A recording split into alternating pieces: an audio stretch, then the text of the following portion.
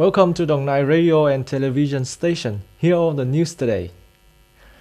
In order to improve the capacity of social work and care for the vulnerable, the Ministry of Labor, War Involved, and Social Affairs has just organized a workshop to consult organizations, agencies, units, and experts for the project of social work development and the project of social assistance and rehabilitation schemes for people with mental illness, autistic children, and mental disorders. In our country, there are currently around 20% of the vulnerable in need of attention and care, including about 2 million children with special circumstances. Many children do not have access to healthcare, nutrition, education, and many even suffer from abuse, violence, human trafficking, and illegal labor. Especially children who are migrant ethnic minorities live in remote and isolated areas. According to experts in Vietnam, there are still many problems and limitations in the care work for vulnerable children in particular and the vulnerable people in general. For lack of a law on social work occupations, identification of social workers, and mechanisms for safety assurance and qualified service delivery. Therefore, it's necessary to complete the legal framework on social work occupations, professionalization of social work, enhancing the quality and quantity of training programs for social workers to contribute to improve the living quality of Vietnamese children and pupils. The Ministry of Education and Training has just announced the second evaluation round of the second-grade textbook compiled by organizations and individuals in accordance with the General Education Program issued together with the Circular Number 32. The time for receiving request documents is from November 15 to the end of November 30th at the headquarters of the Ministry of Education and Training in Hanoi. In case of documents sent by post, time to receive the document is counted by the date of the postmark stamp on the items. After completing the assessment, the textbook templates that meet the requirements will be approved by the Minister of Education and Training for local governments to select and use from the 2021-2022 academic year in elementary schools around the country.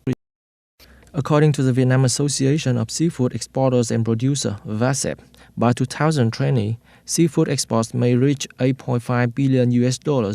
In the first 9 months of the year, Vietnam exported seafood to 154 markets, in which the top 6 markets, including Japan, the US, China, EU, South Korea, and ASEAN, accounted for nearly 80% of the total export turnover. Vietnam projected seafood export in the last 3 months of the year will reach about $2.3 billion, decreasing slightly by 2% over the same period last year, of which shrimp increased 9% to $1.1 billion.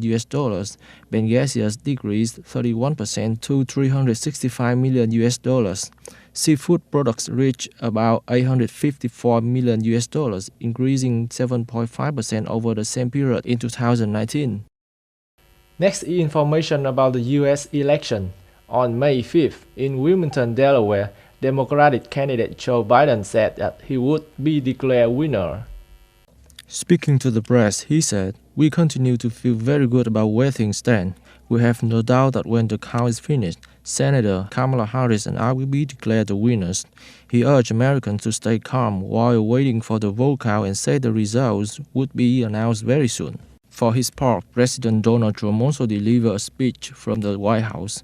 He said, "If you count the legal votes, I easily win. If you count the illegal votes, they can try to steal the election from us. If you count the votes that came in late, we are looking at them very strongly." He said that he wanted to stop counting the late votes and insisted that he had won in many important states, including resounding victories. On January 5th, the U.S. Federal Reserve Fed had just announced to keep the basic interest rate close to zero because the U.S. economy is still growing below the pre-COVID-19 pandemic level. Fed has maintained interest rate from 0% to 0.25% in the past 7 months.